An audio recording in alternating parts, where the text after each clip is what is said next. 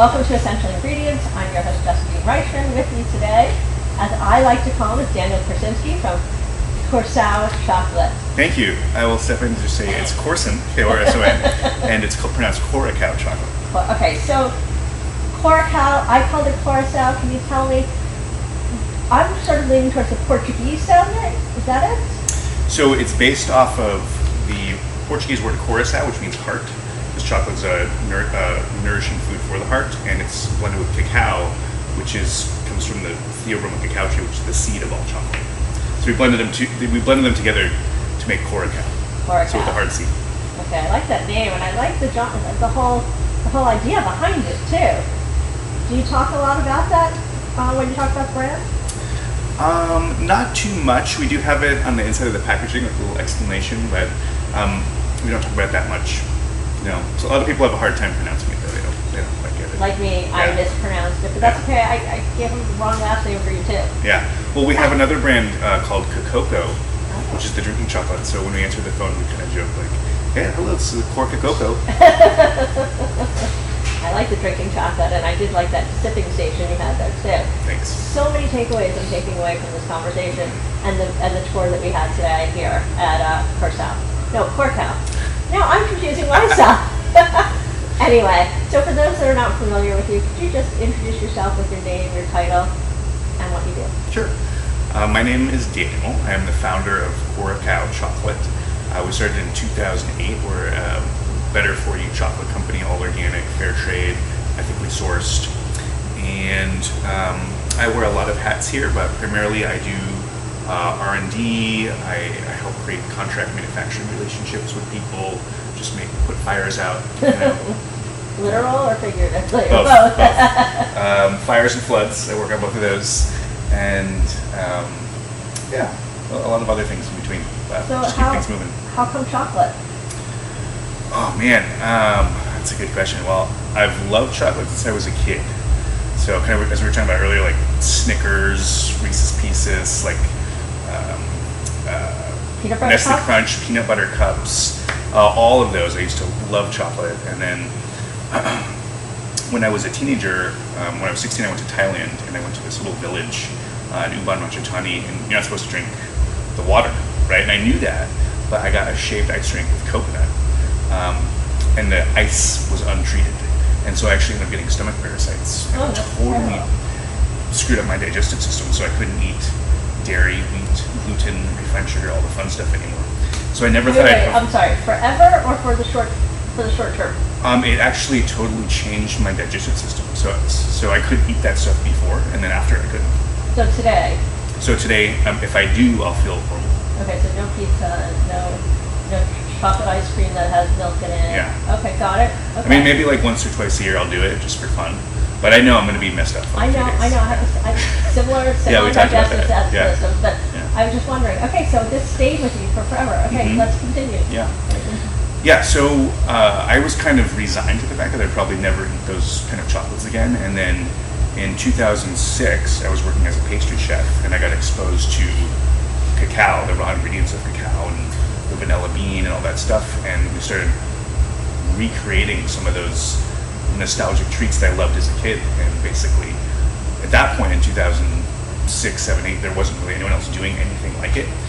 So first it was just kind of selfish to try to make those treats that I loved as a kid, and then basically discovered there was a market for it. And when we first started, we proposed it to Whole Foods, and we were their first recipient of their low producer loan for a startup. Which is kind of cool.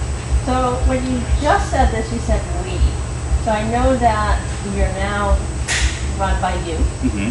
So, but when you first kicked this off, you had a co-founder. Yes. So how did that dynamic work in creating this product? Because it was your idea, clearly, to do chocolate. Yeah. Well, so we were working in a cafe, Cafe Gratitude.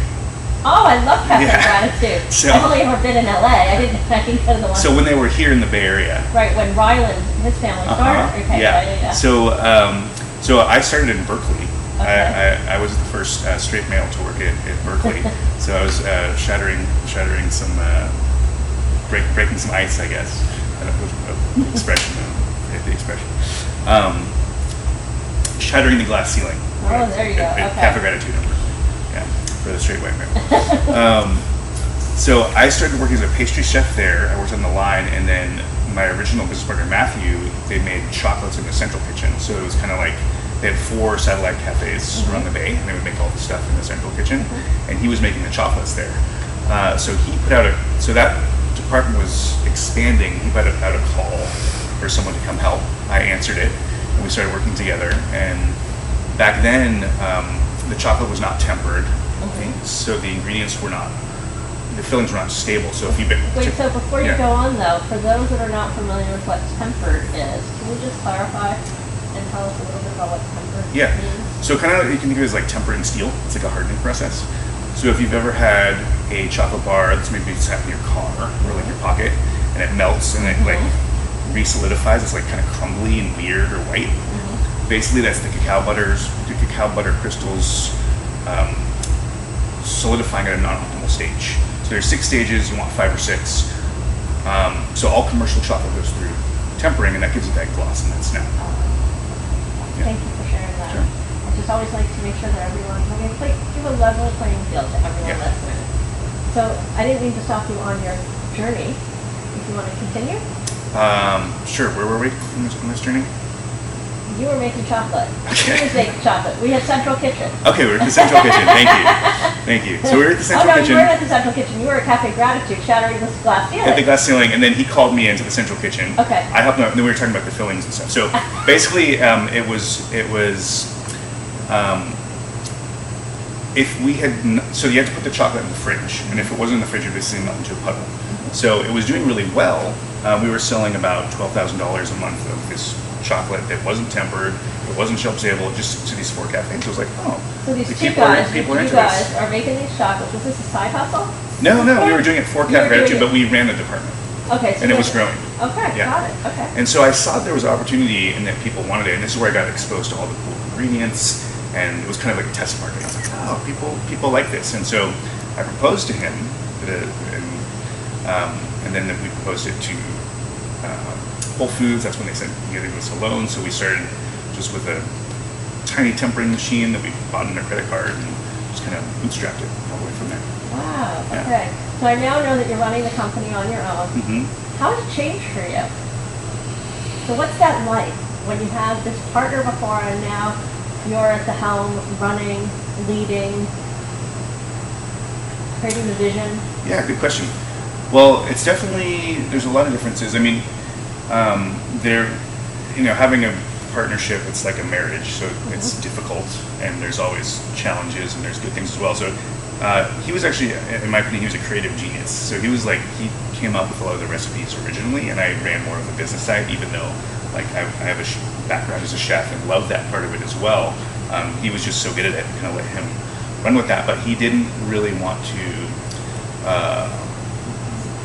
grow the business, and so that part was stressful for him, like scaling it and consistency and things like that, and getting new machinery and growing the team. So since he left, that part of the business has gotten a lot smoother. And then kind of as you grow as well, like as companies get bigger, it's the innovation gets a bit slower, because like when you're smaller, you can make things really quickly, and as you get bigger, like launching new packaging, it takes a long time. There's more processes and controls for safety and all different kinds of stuff. So it's definitely it runs a lot smoother now, and there's a lot of benefits to that, but it's a little less wild and adventurous than it used to be in terms of R&D. I've been a solo founder, and I've always wanted to co-found something, because I always thought it'd be more fun to do it together. Yeah. I don't know if that's a true statement. It's some story I told myself in my head that it would be fun. Yeah. Because it's always nice to have people to bounce ideas off of. But equally, you've grown so much that you now have those people, I would imagine, or some of those people. Yeah. So now we're partially employee owned. So a lot of the people on the team have been here 7 or 8 years and have grown with us. And I would say it can be awesome to have a co-founder partnership. But it really is like a marriage, so you really want to vet that person and like know them well and go through some challenging scenarios just to see what they're really like, and if you guys work together. Yeah. I can imagine, because I mean, in any relationship, whether it's your marriage, whether it's your business partner, it takes a long time to get to know It people does, and to understand what makes them tick and what they find frustrating and annoying, and how to co-parent, co-pilot, co-anything Yeah. with them. So And how people handle stress. how people have Yeah, that's a good thing to find out early on. Oh my God, I can tell you my partner thinks that I have high anxiety. He is not high anxiety. He's like from the West Coast. He's very low key. Yeah. I run on adrenaline. Maybe it's because I grew up in New York City. Like it's just part of in my DNA. Like that I'm going to be fast. Right. Not that I mean to be. So I can totally understand what you're saying. So I want to go back to something that you also just said, that you're employee owned. Mhm. Talk to me about your decision to become employee owned and the response you got from your employees. Yeah, so part of it is, I mean, there's multiple benefits to it. One of which is that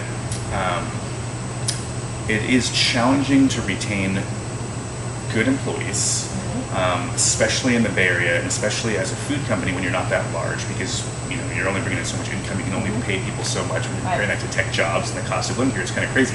So one of the ways that one of the benefits to this is that instead of paying someone a higher salary that they might be able to get at like a tech company or somewhere else, you can actually give them equity in the company. So you're kind of making people owners. Because there's a lot of founders who say, "Oh, I want my employees to treat my business like they're an owner," but they're not an owner, so they're not going to. But if you actually make them an owner, then they will, and they'll be more committed. And so I think there's a lot of benefits to it, but.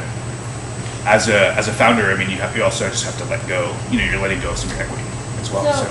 Right, that makes sense. Yeah. And how does that translate for the employee?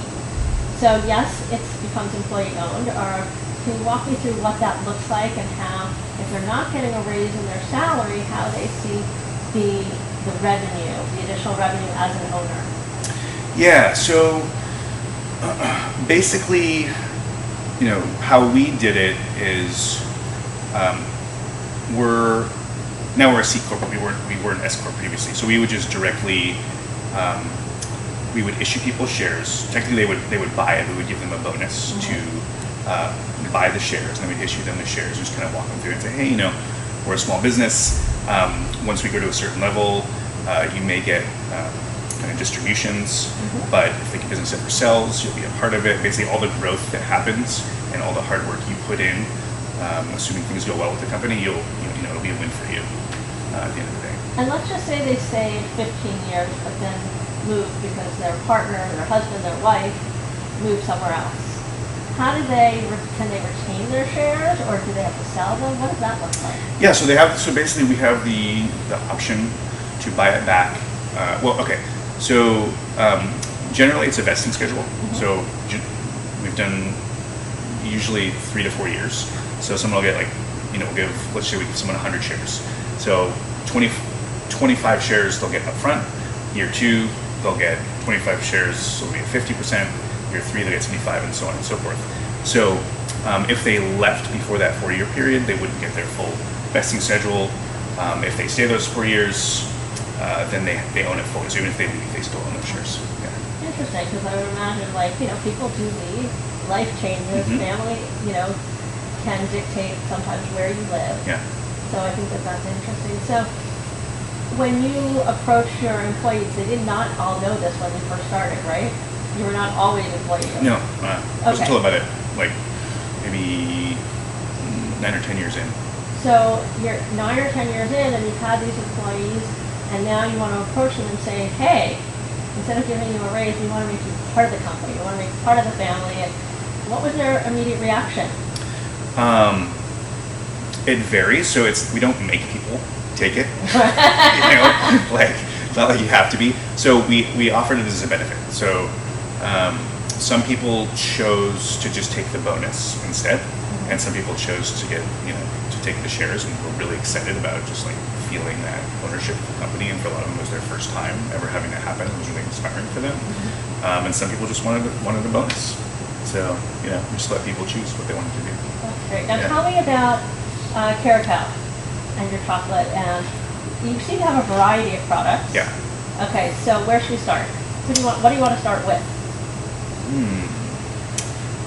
Well, do you want to talk about sourcing or Well, the I want products to pick themselves? a product and Okay. then talk about the sourcing Okay. without the product. So let's talk about your sipping chocolate. Okay. Can we start there? Sure. I think I'm intrigued by it, Yeah. not only because it's in your, you have like a sipping station Yeah. that I really want to recreate at my house. Yeah.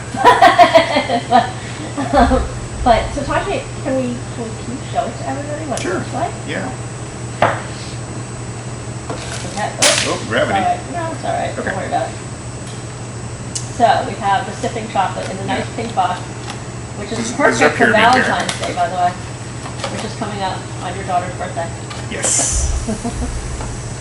Okay. So So for those people that are not familiar with your branding Yeah. and your packaging, can you just show that to them Sure. too? Just so that they know. this is Cocoa drinking chocolate. It's in Whole Foods in Northern California. So basically, it's in a compostable bag. It looks like this, and this is actually chocolate crumbles, so it's not powder. So there's an interesting difference. Do you know the difference between drinking chocolate and hot cocoa or hot chocolate? Cacao? So they're both cacao. They are both cacao. The difference being is that Hot chocolate has sugar in it. this actually does too. Oh. okay. So the main difference is that hot cocoa is made from the powder. So they're both from cacao, but basically when you take a cacao bean and you crush it, it'll push out all the fat. So cacao beans are about 50% fat, depending on the varietal. So when you push out all the fat, that's cocoa butter, Oh. and then you're left with the fiber, which is just cocoa powder. So basically, that's why you add milk back into hot cocoa, because the fat's been taken out of the cacao. Oh, That makes it creamy again. But so what we're doing here is we're actually grinding down the whole chocolate itself. So you took a chocolate bar and ground it down. That's basically what this is. So you can add water, and it's super rich, creamy, and frothy. And how many tablespoons do you take of that to make 1 cup of hot cocoa? So, I mean, 1 cup would be a lot because it's really potent. So we do like, a cup, like it's like 3 ounces. Okay. And to make that much, it's like 3 to 4 tablespoons, depending on how. That's a lot. Yeah. Wow. Yeah.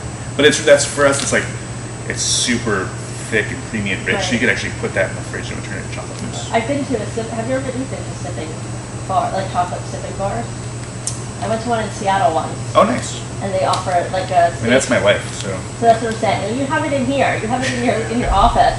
I went to a venue and Uh-huh. it was sipping chocolate, and they give you it's like a sake cup size, Yeah, exactly. or if you want to say a shot glass size, Yeah. whatever. And that's how you get it. It was amazing. Yeah, it's It's different. really very decadent. Yeah, it's very decadent, rich and decadent. So talk to me about where your chocolate comes from, where your cacao comes from. So right now, the majority of our chocolate comes from fair trade organic cooperatives in Peru. Why Peru? So generally, we've chosen to source from South America. Most of the world's cacao comes from West Africa, about 70%. And the conditions in West Africa are quite bad for the most part. So it's treated as a commodity. So its price is pushed down. Farmers are not paid enough. There's child labor issues going on. So generally in South America, the conditions are a lot better. And it's easier to source really good chocolate. Also, it's closer. Also, there's really nice varietals. So there's a lot of benefits for us to source from South America. And how did you, when you first got into this, you obviously were not that knowledgeable, didn't know about all that. Yeah. So did you go straight to Peru, or was it a bit of a process, a learning curve, until you learned where you wanted to get it from? When we first started, we actually met a supplier through Cafe Gratitude who was bringing chocolate, I believe, from Ecuador. So, Okay, Yeah. you're still down south. yeah, still down south. Still down south. Yeah. Well, we have a box of chocolate truffles here, so it's kind of like, you can think of it as like a healthy version of C's. So we're one of the only companies where, aside from C's Candy that I know of, where you can actually build your own box of truffles. We have all these organic, dairy-free, gluten-free, coconut sugar sweetened truffles. You can build your own Valentine's Day box, actually. So we do it for all the holidays. That's been quite fun. So Easter coming up. Easter coming up, yeah. Got the dark chocolate Easter bunnies. Did you do anything for Passover? Passover, we don't. We're not certified. We are certified Oh, kosher, kosher. but we're not certified for Passover, which I think is different. Oh, it is, Yeah. actually. They have to come into the kitchen and Yeah. kosher your kitchen, and I really don't know that much about it, but it's a big deal. Right.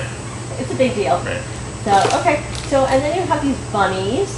So what else is part of the line that you have? Because I mean, I was lucky enough to get a box of your chocolate with, what was it, sea salt and caramel and I think it was a cherry something or other, or some sort of fruit. What? Super berry. Super berry. Yeah. Okay. Yeah. Some sort of fruit thing. Yeah. Yeah, so that's the Coracao line of candy bars, which is some of our best sellers. I love that. Yeah. And there was a hazelnut one. Hazelnut cream, yeah. Those are very good. Now, where are they sold? Those we sell online in a lot, and we do a lot of like independent, natural, organic grocery stores. So if you're in the Bay Area, like Berkeley, Rainbow, Good Earth, and Marin, places like that. So you're organic too. Yeah, certified organic, Good certified Earth fair is trade. only organic. Yeah, they're one of our best customers. We've sold to them for a lot of years. Yeah. Awesome. I used to work there when I was a teenager. Yeah, that's because you lived in Fairfax. It's all coming together Yeah, for me. yeah. I used to go there every day when Tim lived in San Anselmo. But now we're in Larkspur, so we're not quite as close. Right. Are you in Woodlands? No. Okay, We've Woodlands tried. is my store. Okay, Yeah. we're gonna have to work on Okay, that. that sounds In the good. meantime, when we leave the Bay Area, where else can we find your product? Well, we have a store finder on our website. The easiest way to find the website is feelgreatchocolate.com because Coracao is kind of hard to spell, especially when you're hearing it. But feelgreatchocolate.com, we have a store finder, and then we ship all over the U.S. So even to Florida, which is That's great. really hard from California to Florida. What's It's the hardest far? place to ship. It's far and it's hot. It's hot. Oh, it's Yeah. true. Yeah. And it's hot all year long. Yeah. So, what is the most revolutionary part of your business? Well, I would say for the chocolate itself as a product, for Coracao it would be the fillings. There's not really anyone else I know that are doing such decadent, gooey, creamy fillings with the quality ingredients that we have and that are dairy-free. And I mean, my goal with starting Coracao really, especially back in 2008, like there was, I mean, you could count the number of chocolate companies on one hand. There wasn't a lot. And now it's kind of exploded. There's a bunch. Similar in the wine industry, coffee, there's just beer. I mean, Yeah, you know, the list goes on. It's just exploded everywhere. But back then, my goal, and still is to be able to create a business that's ethical from the farm to the end. So, you know, by sourcing ethically, all fair trade, having good relationships with our suppliers, paying our team well, treating people right, making our customers happy, and just trying to get it right and be fair and be ethical the whole way through, and also be profitable so that we can, like, you know, kick the tires or be an example for other businesses, or, you know, kick the tires for some of the bigger chocolate companies. Be like, hey, you know, you don't have to buy slave labor chocolate. You know, you can actually pay people well and it can be profitable. So that's really been one of my goals, is to kind of pioneer that kind of model in this industry. So you talked a lot about the chocolate, and I'm curious also about the packaging, because when we took the tour, we got to see some of your new packaging, which, you know, is really sustainable, and you're using it with clients, right? Yes. So can you talk to us a little bit about that? Because I think when people are making a choice these days, while taste is always king, they do like to choose a sustainable product. They do like, and I think in addition to your better for you chocolate, the idea that you're now using this kind of packaging, you know, also ups you a notch, especially in the world that we live in, and when people are trying to create a better world for their families, their children, and the future. Yeah, it's important to us. Some people care, some people don't. Like, even for example, this one. So this bag is actually made from wood cellulose. Okay. So it's cool because it will actually biodegrade in your backyard. Really? Which is very unusual. The drawbacks of it are it's probably, you know, 4 to 5 times the price of a regular bag. It also tears more easily. It doesn't have a shelf life. So the shelf life on this drink chocolate is a year. The reason it's a year, the chocolate itself will last 2. The reason the shelf life is a year is because the bag will start to biodegrade. Oh, so the bag into the chocolate. So, well, it kind of just creates holes. So the chocolate will fall out. It doesn't really, you know, it's more just kind of break, it will rip and tear, and gets a little bit brittle. So there's definitely drawbacks to it. It's more expensive. But it is evolving, and for us, it's always been really important to like support that, even though it's more challenging. Even though you have to be more creative with your machines to get it to work, and it takes more R&D and expense on a lot of levels. But yeah, we support packaging moving in a more eco-friendly direction for sure. I think it's important. It is important. And the more people get on board with this, I mean, obviously, I know we need to think about accessible pricing for people because we don't want to price ourselves out and we want to make it so that everybody makes a living. Yeah. But I think that the more people get on board with this, the more we're going to be able to drive that in the right direction. Exactly. Yeah. So all this, everything I've heard is all about a better for you food business. Mm-hmm. Everything from your product to your packaging. So I'm curious why you decided to be running a C Corp versus a B Corp. Or was it even a consideration for you? Yeah. Well, when we first started B Corp, I don't even know if it was an option. Oh, it might not have It been. might not have been an option. And then we've thought about becoming a B Corp, but it just, I mean, we already kind of do all the things anyway, and it's just an extra expense. You know, it's like, I think that B Corp, as far as I understand it, it's like, it's better, it works. You know, we have a very small number of shareholders. A lot of them are employees, so we don't have to please, you know, like the marketplace. Like we can, you know, as long as most of our team supports something, we want to pay 5 times more for a compostable bag, we'll just do it. Right. Whereas if you're some large corporation and you need to make money for your shareholders, being a B Corp gives you basically that the articles in your Right. Yeah. It gives you. It's sort of like you set forth your objectives. And it's, for me, like, I guess an example of this would be, this is important to earn money as it is to have an impact. Yeah, so basically being a B Corp for a bigger corporation, it gives you permission to spend money and energy and time on that, and not just with the sole purpose of making money for your shareholders. And that's built into the system of B Corp. But for us, because we're smaller and because we have, you know, mostly our investors are on board and our employee owners are on board already, that didn't really make sense for the extra cost. I understand that. Yeah. And you guys really do build a better free product, a better free business, and Thanks. support of it. Everything that I've learned today. So before we head off, and I really appreciated your time and chatting with you, I really want to just make sure that we let everybody know, where can they get your product? How can they learn more?